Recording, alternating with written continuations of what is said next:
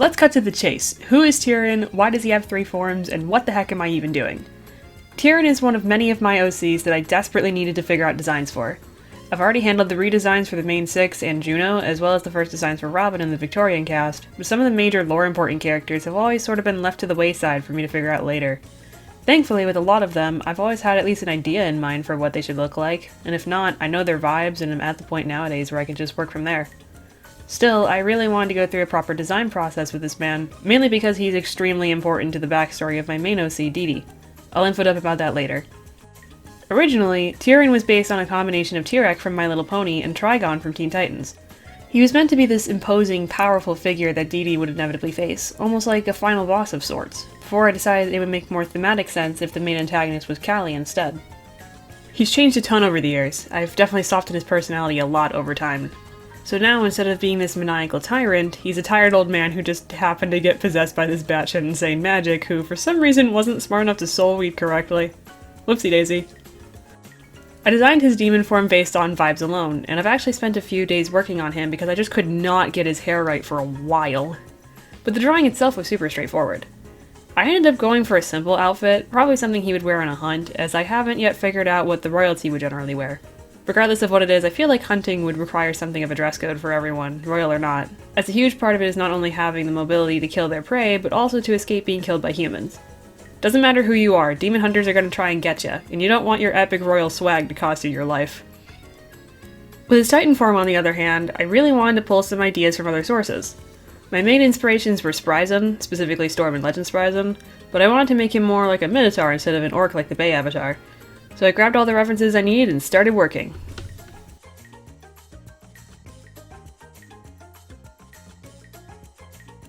While all that is going, I'll explain what the deal is with him and the part of the magic system that affects him. For context, his species has a variety of names in human languages, although most Western ones either use the word for demon or some variation of it. Alongside Shadowbeasts, demons historically have been unfairly considered to be monstrous creatures, with many in medieval Europe specifically believing demons to be creatures from hell. Around that time, both species in the area were driven out of their home territories, and while the vast majority of the Shadowbeast population was able to escape to the Shadow Realm, demons weren't as lucky. Despite their population being much larger than the new man-made species that was the Shadowbeasts, they were still hugely outnumbered by humans, had very few mages, and were unable to do really anything diplomatic about their situation despite their best efforts. Because, you know, humans are pricks. Humans are like, hey, you guys, you're, like, different. You got weird lizard wings and tails and shit. We're gonna kill you. Anyway. Under the leadership of Redwing, the ruler of one of the larger European kingdoms who unified them all during the crisis, they managed to flee to a cavern system deep underground. So deep that the heat would likely kill any creature not made of fire elemental or basic magic. Thankfully, demons have a magical composition of mainly fire with some air, so they're fine. Redwing re-established the monarchical system that had been in place for centuries at that point, and he enlisted a group of mages to create an elaborate portal system connecting the newfound underworld to the surface of the earth. Put simply, these portals open cyclically for 1 day out of every roughly a month. I still have to work out the calendar system. They detect and connect only areas where there's a lot of prey and few humans. The mess of spells that make it up are, in a way, recast every time a portal needs to be opened, which keeps the mechanisms in place running as they can strengthen themselves in their downtime and prepare to use a lot of their power during portal opening. In a way, Redwing made history thrice. Not only in saving a lot of the species from extinction and founding the underworld, but also in assisting with the invention of self-sustaining artificial magic long before humans ever figured it out. Now, I won't go super in-depth with the magic system as a whole, as it is a lot, and frankly, that's a topic better saved for its own video. All you really need to know is a few things about a particular magic type, Hellfire. Hellfire is one of 2 magic types with a level of sentience exceeding that of simple environmental awareness and problem-solving ability like what basic magics have. What makes it different from celestial magic, however, is that the level of intelligence it has directly correlates to its strength. Hellfire is also unique in its ability to affect the souls and spirits of its users, linking them directly to the Hellfire realm, and it chooses its users based on soul reading, a spell designed to try and detect the level of purity and evil in someone by seeing if their soul reflects any of it.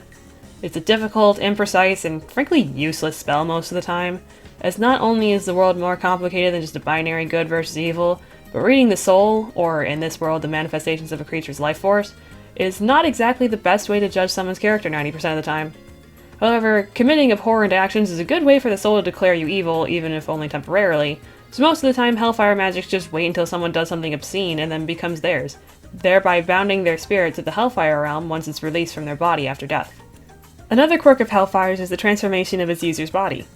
Hellfire users, depending on the strength of their magic, can either stay in their original form forever or acquire 1 to 2 additional ones, those being called Titan and Hellbeast forms. Think of it like Pokemon evolution. A Titan form is usually a simplified, anthropomorphic version of one's potential Hellbeast form. They're unique to each person, no two will be identical. Any changes to one's size is minimal, and while they do attain some of the abilities their Hellbeast form may give them, they are usually fairly weak.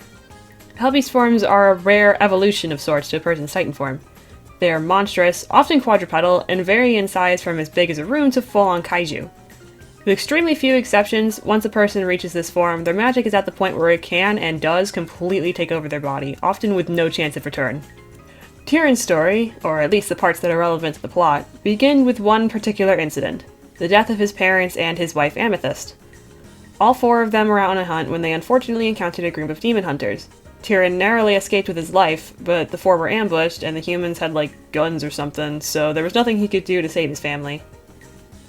Rip everyone. That sucks to be them, I guess. Nah, that's mean, Anyway, he returned empty-handed, demanded the portal be closed before any humans can jump through and wreak havoc, and delivered the news to his people. The mourning process was extremely rough for him.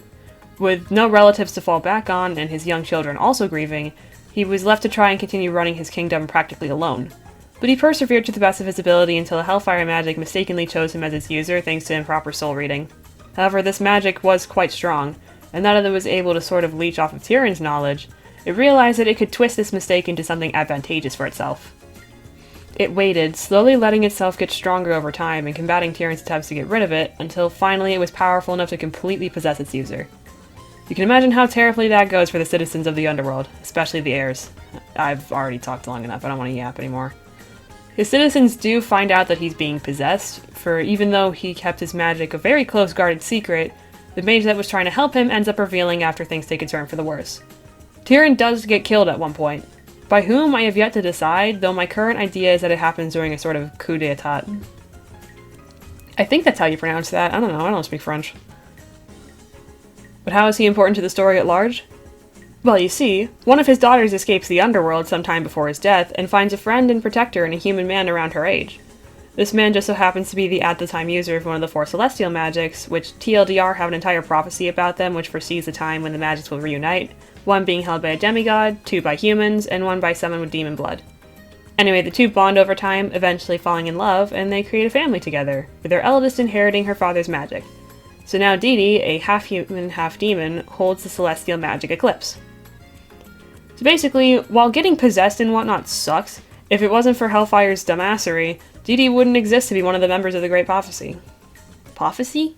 The Great Prophecy. The Great Prophecy. Oh my god. Jesus.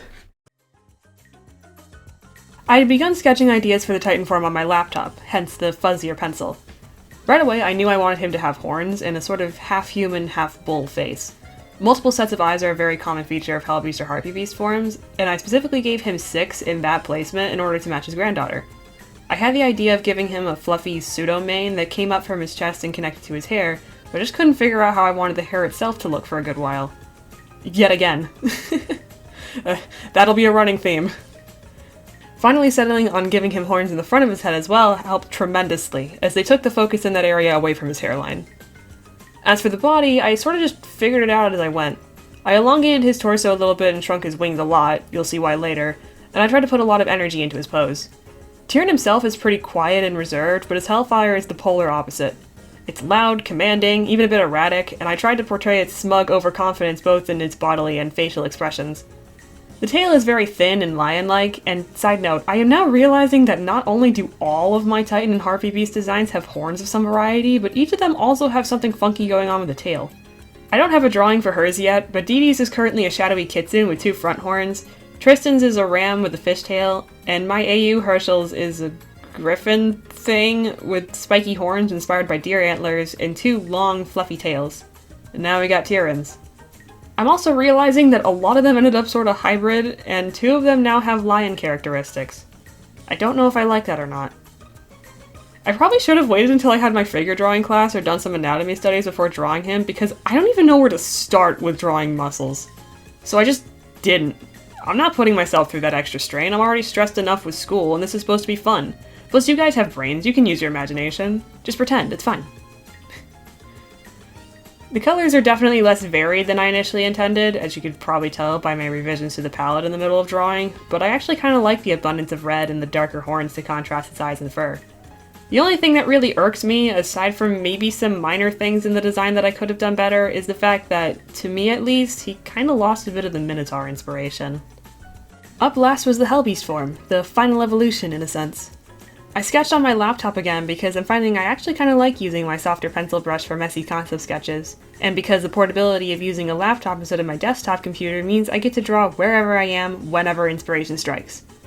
After designing the Titan form, there are a few criteria I knew I wanted to hit, including adding extra arms, completely removing the wings, and, of course, exaggerating certain features like its horns and tail. I started by working out how I wanted the horns to look, then figured out what to do with his fangs, as I ended up making the underfangs in the Titan form smaller than I originally wanted. For some reason, figuring out the legs was a fucking struggle. I was trying to avoid making them look too much like the Harpy Beast, but I also didn't want them to have too much structural detail like extra spikes or something, as I wanted to put the focus more on the broken looking tail. I ended up just keeping them the same as the Titan form, maybe a little taller. I copied the palette from the Titan form drawing just to have some base for cohesion between the two, but I didn't follow it very strictly. Overall, I think I like how this one turned out way better than the Titan form, even if, once again, the hair gave me a lot of trouble. I really don't have a lot to say with this one, huh?